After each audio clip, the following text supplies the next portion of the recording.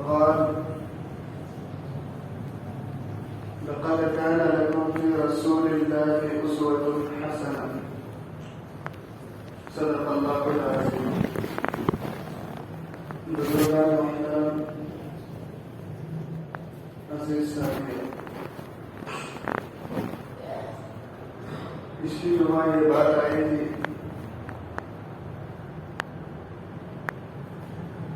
کہ حضور نے مصعب بن عمیر جو مدینہ جا کر 1 سال کی محنت کر کے واپس آئے اور انہوں نے پیشکش کی کہ یا رسول اللہ مدینہ کے لوگ اچھے ہیں، اور جب مدینہ کے جو ایمان قبول کرے تھے وہ لوگ بھی آ کر حضور سے یہی پیشکش کرنے لگے کہ یا رسول اللہ مدینہ چلیے، تو حضور نے مدینہ کے ایمان والوں سے بیعت کر کے ہجرت کا حکم فرمایا۔ جیسے ہی حضور نے ہجرت کا حکم فرمایا، تمام صحابہ دوڑے دوڑے ہجرت کرنے لگے اپنی سہولت کے حساب سے۔ کوئی چھپ کر کے ہجرت کر رہا تھا، کوئی رات کے وقت، سب صحابہ اپنی اپنی سہولت کے حساب سے ہجرت کرنے لگے، اور 2 سے 2.5 مہینے کے عرصے میں پورا مکہ خالی ہو گیا۔ مختصر سے وقت میں سارے صحابہ مدینہ چلے گئے اور صرف حضور اور ابوبکر صدیق اور حضرت علی چند گنے چنے لوگ ہی مکہ میں باقی رہ گئے۔ اور پہلے حضور نے صحابہ کرام کو ہجرت کا حکم اس لیے دیا کہ اگر پہلے حضور چلے جاتے تو مشرکین مکہ دوسرے ایمان والوں کو ہجرت کرنے نہیں دیتے۔ اس وجہ سے حضور نے پہلے ایمان والوں کو ہجرت کا حکم دیا، اور سارے ایمان والے جانے تک حضور انتظار کرتے رہے، اور جب سارے ایمان والے چلے گئے بالکل گنے چنے لوگ باقی رہ گئے مکہ میں، تو مشرکین کو بڑی تکلیف ہوئی کہ بھائی ایمان والے تو مدینہ جا رہے ہیں اور اب حضور کے ہم قریب چلے جائیں گے، کہیں ایسا نہ ہو کہ حضور جانے کے بعد مدینہ اسلام کا مرکز بن جائے اور اسلام کی تحریک کا آغاز مدینہ سے ہونے لگے۔ تو وہ لوگ میٹنگ کرنے لگے تھے، اور ان کی میٹنگ میں شیطان بھی آئے، انسانی شکل میں آ کر کے ان کی میٹنگ میں بیٹھ گئے۔ تو مشرکین سوچنے لگے کہ کیا کیا جائے، کیا حضور کو شہر سے باہر نکال دیا جائے؟ تو شیطان اٹھ کر کہنے لگا کہ شہر سے باہر نکالو گے تو دوسرے شہر میں چلے جائیں گے، اس سے کوئی فائدہ نہیں ہو رہا۔ تو پھر تجویز رکھنے لگے کہ قائد کر دیا جائے، قائد کر دیں گے تو نہ کوئی اسے مل سکے گا، نہ تو وہ اپنی دعوت دے سکیں گے۔ تو پھر شیطان اٹھ کر کہنے لگا کہ قائد کرنے سے بھی فائدہ نہیں ہے، کیونکہ قائد کریں گے تو ایمان والے آ کر تم سے جنگ کریں گے اور حضور کو چھڑا کر کے لے جانے کی کوشش کریں گے۔ تو پھر کسی نے کہا کہ حضور کو قتل کر دیں گے۔ تو اس بات پر شیطان کہنے لگا کہ ہاں یہ صحیح تجویز ہے، ان کو قتل کر دو اور جتنا جلدی ہو سکے اس کے اوپر عمل کرو، کہیں ایسا نہ ہو کہ تمہارے سوچنے کے وقفے میں حضور ہجرت کر کے مدینہ چلے جائیں، ایسا نہ ہو۔ تو اسی وقت چند نوجوانوں کو متعین کرے وہ لوگ کہ آج رات میں حضور کے گھر کا محاصرہ کر لو اور حضور کے گھر کو گھیر لو، اور صبح جب حضور نماز کے لیے باہر نکلیں گے تو حضور کو قتل کر دو، نعوذ باللہ۔ اور یہاں پہ حضور کو اللہ کا حکم آ گیا تھا کہ آپ ہجرت کریے اسی دن۔ تو حضور حضرت ابوبکر صدیق کے پاس گئے اور جا کر کہنے لگے کہ آج رات میں ہجرت کرنا ہے، آپ تیاری کر لیجئے۔ تو حضرت ابوبکر صدیق تیار ہو گئے, خوش ہو گئے کہ مجھے حضور کے ساتھ ہجرت کرنا ہے, اور انہوں نے کہا کہ میں بالکل تیار ہوں, آپ آ جائیے. حضور بول کر کے گھر واپس آئے, اور حضرت ابوبکر صدیق سواریوں کا انتظام کر لیے, کھانے پینے کا تھوڑا بہت سامان لے لیے, اور ایک راستہ بتانے والے کو بھی لے لیے. اور جیسے ہی رات ہوئی, رات ہونے کے بعد حضور اپنے بستر پر حضرت علی کو سلا دیے, اور یوں فرمایا کہ صبح ہونے کے بعد ساری امانتیں ادا کر کے تم میرے پاس آ جانا. یہ دیکھیے تعجب کی بات ہے, حضور کے جان کے دشمن تھے, حضور کے خون کے پیاسے تھے, لیکن بھروسہ حضور کے اوپر تھا. اس وقت بینکوں کا نظام نہیں تھا. آج ہم اپنی قیمتی چیزیں تجوریاں بھی نہیں تھے, اس وقت بینکوں میں رکھتے, تجوریوں میں رکھتے. تو اس وقت کسی ایک ایماندار آدمی کو تلاش کر کے اس کے پاس اپنی قیمتی چیزیں رکھتے تھے مشرکین. تو بھروسہ حضور کے اوپر تھا کہ ہماری چیز بالکل من وعن اگر محفوظ رہ سکتی ہے تو وہ حضور کے پاس رہ سکتی ہے. تو ساری قیمتی چیزیں حضور کے پاس رکھتے تھے لیکن جان کے پیاسے. تو حضور نے اپنے بستر پر حضرت علی کو سلایا, اور سلا کر کے حکم فرمایا کہ صبح میں ساری امانتیں ادا کر کے میرے پاس آ جانا. کسی نے بعد میں پوچھا حضرت علی سے کہ تم حضور کے بستر پر سوئے ہو, حضور کی مبارک چادر اوڑھ کر سوئے ہو, ذرا بتانا کہ تمہیں کیسی نیند آئی, کیسا مزہ آیا. تو حضرت علی کہتے ہیں کہ میری پوری زندگی میں سب سے زیادہ سکون اور اطمینان والی نیند حضور کے بستر پر آئی, اور اس کی وجہ یہ ہے کہ وہ حضور کا بستر تھا, اور دوسری وجہ یہ ہے کہ حضور نے فرمایا تھا کہ صبح ہونے کے بعد امانتیں ادا کر کے میرے پاس آ جانا. تو مجھے یقین ہو گیا کہ کم سے کم میں آج کے رات مرنے والا نہیں ہوں, کیونکہ حضور نے مجھے کہا ہے کہ امانتیں ادا کر کے میرے پاس آ جانا. تو مجھے اتنا تو یقین ہو گیا کہ جب تک میں امانتیں ادا کر کے حضور کے پاس پہنچ نہ جاؤں, اس وقت تک نہ تو مجھے کوئی تکلیف ہونے والی ہے, نہ تو ملک الموت میرے پاس آنے کی ہمت کر سکتے. حضرت علی کہتے ہیں کہ سب سے آرام کے لیے میں اس دن سویا, سلا کر کے حضور نکلے ہجرت کے لیے, اور 12 تلواریں لے کر کے کھڑے ہوئے ہیں. پوری کائنات کی سب سے عظیم شخصیت جس کے صدقے میں اللہ نے پوری دنیا کو پیدا کیا, پوری دنیا کا نظام چلایا, ویسی شخصیت کو مارنے کے لیے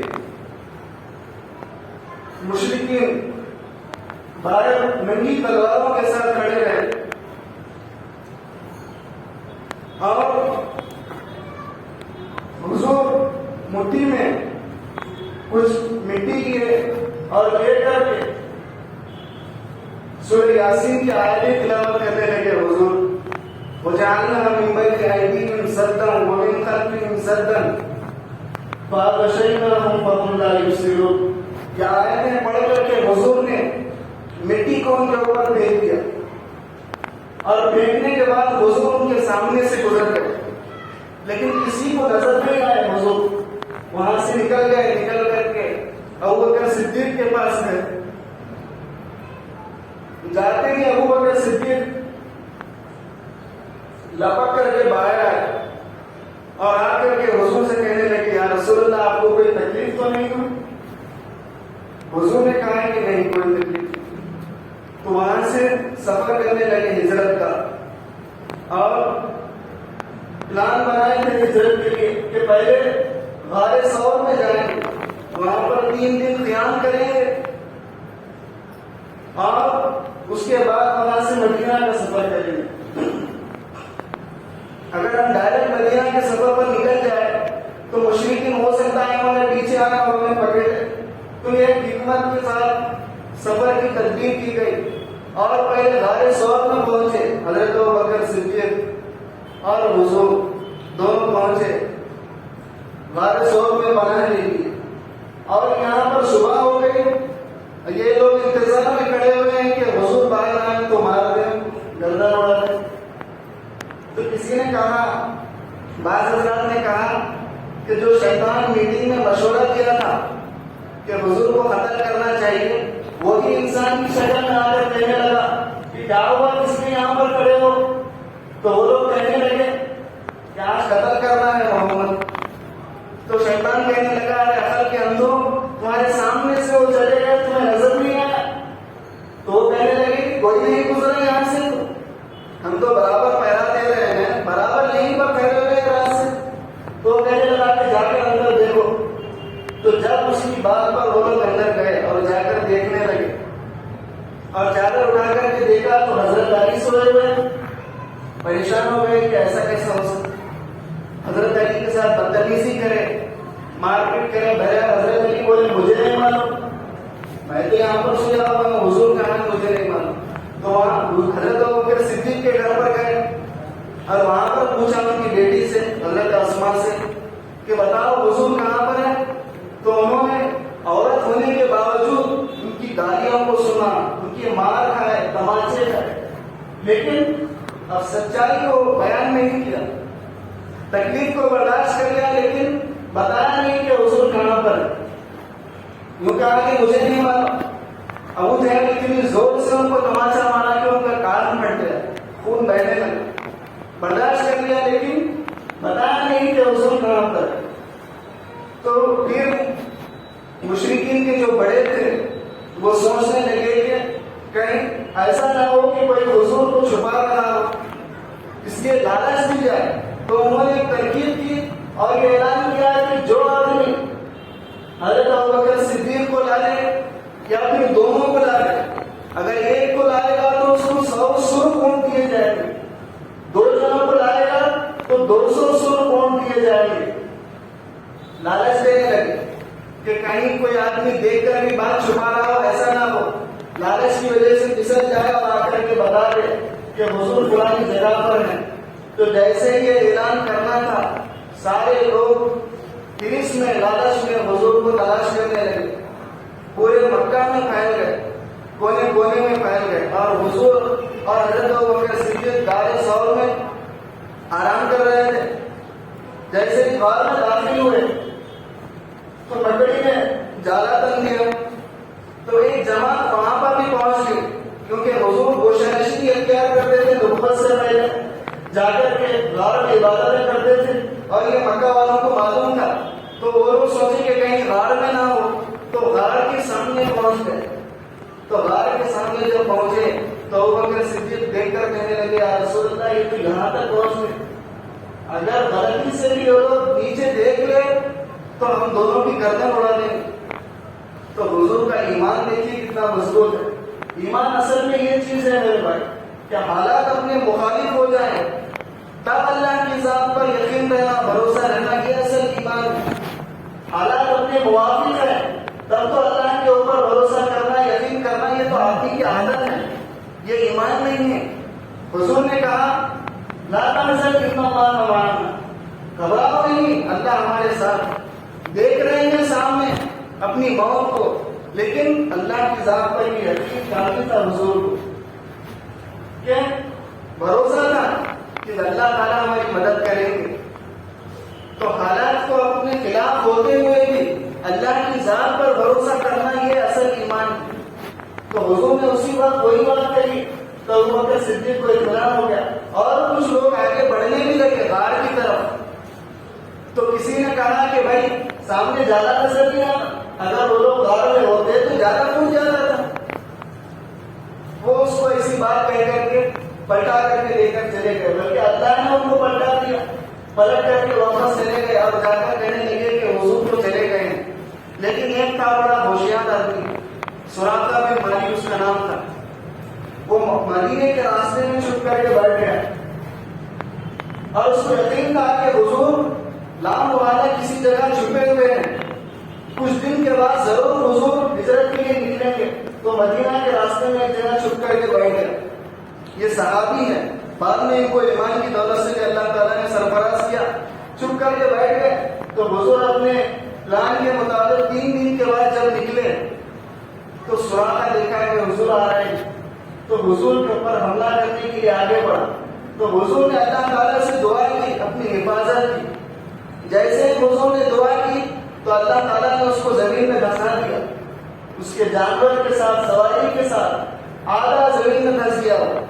پھر حضور کے سامنے معافیا مانگنے لگا، یا رسول اللہ میں آپ پر حملہ نہیں کروں گا، میں آپ کو پناہ دیتا ہوں، بلکہ میں واپس جاؤں گا، راستے میں جو بھی مجھے ملیں گے میں ان کو سمجھا بجھا کر کے واپس لے کر چلے جاؤں گا، آپ مجھے معاف کر دیجیے۔ تو حضور نے اس کے لیے دعا کی اور وہ زمین سے باہر نکل گیا۔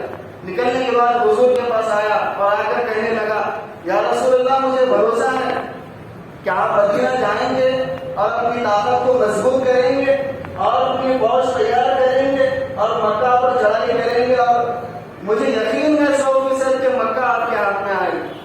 آپ مجھ سے وعدہ کریے کہ جب آپ مکہ میں داخل ہوں گے تو جس طریقے سے میں آج آپ کو پناہ دے رہا ہوں آپ بھی مجھے پناہ دیں گے، آپ مجھ سے وعدہ کریے۔ تو حضور نے کہا کہ میں تجھے پناہ دیتا ہوں، اور اس کے بعد حضور آگے بڑھ گئے۔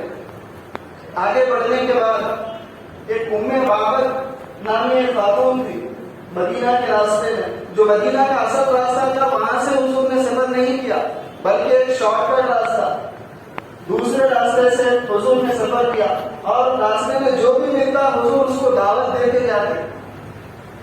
کئی لوگ حضور کے ہاتھ پر اسلام قبول کر لیے راستے میں دعوت دیتے دیتے۔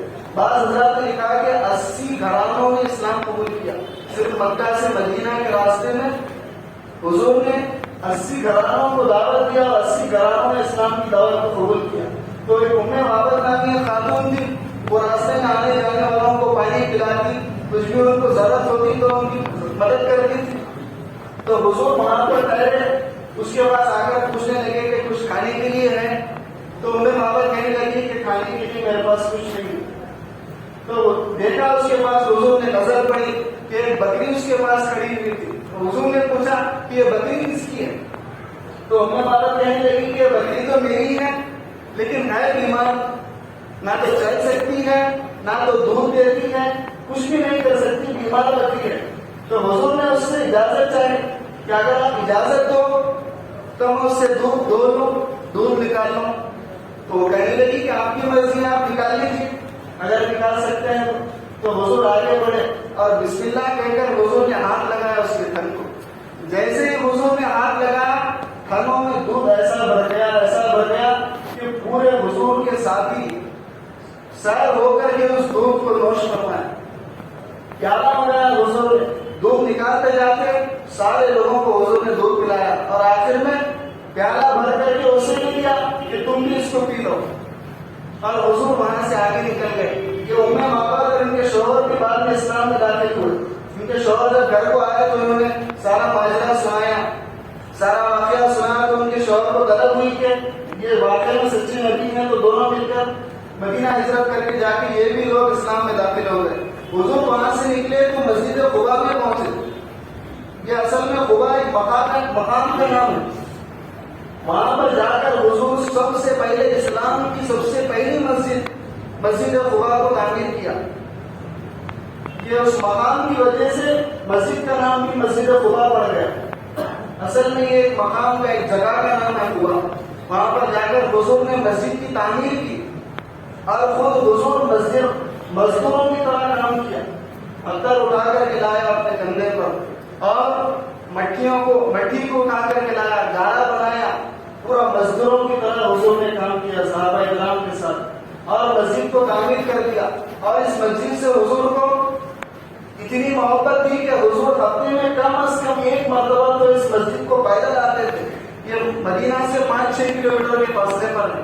حضور ہفتے میں ایک مرتبہ تو کم از کم مدینہ سے پیدل آتے تھے اور 2 رکعت نماز ادا کر کے واپس جاتے تھے۔ اور حضور نے فرمایا کہ جو بندہ مسجد قباء میں 2 رکعت نفل نماز پڑھے تو اس کو 1 عمرہ کا ثواب ملتا ہے۔ مسجد قباء کی ایسی فضیلت ہے، اور قرآن میں اس کو تقوی والی مسجد کہا گیا۔ لمسجد اسست علی التقوی من اول یوم احق ان تقوم فیہ، تقوی والی مسجد کہا گیا اس کو۔ حضور نے مسجد قباء کی تعمیر کی اور وہاں سے نکلے حضور بنو سالم ایک محلہ ہے، بنو سالم میں پہنچے۔ بنو سالم میں جب پہنچے حضور تو ظہر کا وقت تھا اس وقت، تو سب سے پہلے جو جمعہ کا حکم نازل ہوا وہ بنو سالم کے محلے جب حضور پہنچے تھے جب نازل ہوا۔ تو وقت کھلے میدان میں ایک کھلی زمین میں سب سے پہلی جمعہ کو ادا کیا، اور اس وقت حضور نے واضح نصیحت بھی کی، صحابہ کرام کو تقویٰ اور پرہیزگاری کی دعوت دی اور جمعہ کی نماز وہاں پر ادا کی، اور اس کے بعد حضور آگے بڑھ گئے اور مدینہ والے انتظار میں تھے، ڈیلی آتے مدینہ کے بارڈر پر ٹھہرتے تھے حضور کے استقبال کے لیے، حضور کے انتظار میں ٹھہرتے تھے۔ تو اس دن بھی آئے تھے حضور بنو سالم کے محلے سے نکل کر پہنچے تک عصر کا وقت کے قریب ہو گیا تھا، تو مدینہ کے لوگ انتظار کر کے واپس لوٹ رہے تھے کہ حضور مدینہ کے بارڈر پر پہنچے۔ پہنچتے ہی سب سے پہلے حضور کے اوپر جو نظر پڑی وہ یہودی کی پڑی، ایک یہودی آدمی وہاں پر کام کر رہا تھا، اس یہودی کی نظر حضور کے اوپر پڑی۔ پڑھتے ہی وہ اپنی کتابوں میں پڑھا ہوا تھا حضور کی علامت کہ آخری نبی ایسے ہوں گے ویسے ہوں گے، تو وہ دیکھ کر کے پہچان گیا، اور جو مدینہ کے لوگ لوٹ رہے تھے واپس ان کو چلا کر کے کہنے لگا کہ اے مدینہ والوں تمہاری قسمت چمک گئی، آخری نبی آ رہے ہیں تمہارے پاس، وہ دیکھو آخری نبی آ رہے ہیں۔ تو مدینہ کے لوگ جو دوڑ کر واپس جا رہے تھے وہ دوڑ کر واپس آئے اور آ کر حضور کا استقبال کرنے لگے اور حضور کی شان میں تعریفی اشعار پڑھنے لگے اور حضور کے اوپر تعریفی اشعار کہنے لگے، حضور کی تعریف کرنے لگے، دف بجانے لگے، نغموں کو گانے لگے خوشی کی وجہ سے، اور حضور کا استقبال کیا۔ حضور مدینہ میں داخل ہوئے اور داخل ہونے کے بعد سارے انصاری صحابہ آگے بڑھتے اور حضور کی سواری کو پکڑ کر کے اپنی طرف کھینچتے، یا رسول اللہ آپ میرے گھر میں چلیے، یا رسول اللہ آپ میرے گھر میں چلیے۔ ایک تو مکہ تھا جہاں پر حضور کو ٹھہرنے نہیں دیا گیا، ہر آدمی حضور کو ستاتا تھا اور حضور کی زندگی کو تنگ کر دیے تھے، حتیٰ کہ حضور جب مکہ سے نکلے تو کعبۃ اللہ کی طرف پلٹ کر کے حضور نے حسرت پر الفاظ کے کہ اے مکہ میں تجھے نہ چھوڑتا اگر یہاں کے لوگ مجھے چھوڑنے پر مجبور نہ کرتے۔ اتنی محبت حضور کو مکہ سے تھی، تو حضور نے کہا مدینہ والوں کی محبت کو دیکھ کر حضور نے کہا کہ اس اونٹنی کو چھوڑ دو، یہ اللہ کے حکم کے تابع ہے، یہ جہاں پر بیٹھے تھی میں اس کے گھر میں قیام کروں گا۔ تو حضور نے اونٹنی کو چھوڑ دیا اور اونٹنی وہاں سے نکلی اور نکل کر کے سب سے پہلے جس مقام پر کھڑی اونٹنی آج بالکل اسی جگہ پر مسجد نبوی کی تعمیر ہے، اور اس کے بالکل سامنے ابو ایوب انصاری رضی اللہ تعالیٰ عنہ کا گھر تھا، تو حضور نے ابو ایوب انصاری کے گھر میں قیام کیا، اور ان کا گھر گراؤنڈ فلور بھی تھا، فرسٹ فلور بھی تھا، تو حضور نے نیچے رہنا پسند کیا، اور ابو ایوب انصاری نے رضامندی کا اظہار کر دیا۔ اور ابو ایوب انصاری دیکھے کیسے عاشق رسول تھے، ایک واقعہ سنا کر کے بات ختم کرو۔ حضور گئے نیچے قیام کیا، ابو ایوب انصاری اوپر گئے، سو گئے تھے، رات میں نیند خوشحال ہوئی، نیند خوشحال ہونے کے بعد ان کو خیال آیا کہ حضور نیچے ہیں اور میرے پیروں کا رخ نیچے کی طرف ہے، تو یہ حضور کی دیر بھی ہو رہی ہے، تو فوراً جو ہے نیچے اتر کر آ کر ٹھہر گئے کہ میرے قدموں کا رخ حضور کی طرف ہو رہا ہے، اور صبح ہونے کا انتظار کرنے لگے، اور جب صبح ہوئی تو حضور سے کہنے لگے یا رسول اللہ آپ نیچے رہ رہے ہیں میں اوپر رہ رہا ہوں، اور میرے قدم آپ کی طرف ہو رہے ہیں، اس لیے آپ اوپر چلے جائیے میں نیچے رہوں۔ تو حضور نے کہا کہ کوئی بات نہیں ہے تم جاؤ اوپر رہو، کیونکہ میرے پاس لوگ آتے جاتے رہتے ہیں، اگر میں اوپر رہوں گا تو لوگوں کو آنے جانے میں تکلیف ہوگی، اس لیے تم اوپر رہو کوئی بات نہیں، سمجھا کر کے ابو ایوب انصاری کو اوپر لے جا، اور حضور کو کھانا بنا کر کے بھیجتے تھے ابو ایوب انصاری، اور حضور کو جب کھانا بھیجتے تو حضور جتنا کھانا کھاتے تھے اور باقی کا کھانا واپس بھیجتے تھے، تو جیسے ہی کھانا بھیجتے تو انتظار میں بیٹھتے تھے کہ وہ تھالی کب واپس آئے گی، اور جیسے ہی تھالی واپس آتی کودتے تھے اس کے اوپر اور نشانوں کو تلاش کرتے تھے کہ جہاں پر انگلیوں کے نشان نظر آتے تھے وہاں سے چاٹ چاٹ کر کے کھاتے تھے کہ حضور کا جھوٹا میرے پیٹ میں چلا گیا، ایسا عاشق رسول تھے۔ بہرحال حضور نے ابو ایوب انصاری کے گھر میں قیام کیا مدینہ میں آ کر، اور اس کے بعد کے حالات انشاءاللہ آئندہ جمعہ بیان کیا جائے گا۔ اللہ سے دعا ہے کہ اللہ تعالیٰ عمل کی توفیق عطا فرمائے۔ وآخر دعوانا ان الحمدللہ رب العالمین۔ جو حضرات سنتوں سے فارغ نہیں ہوئے سنتوں سے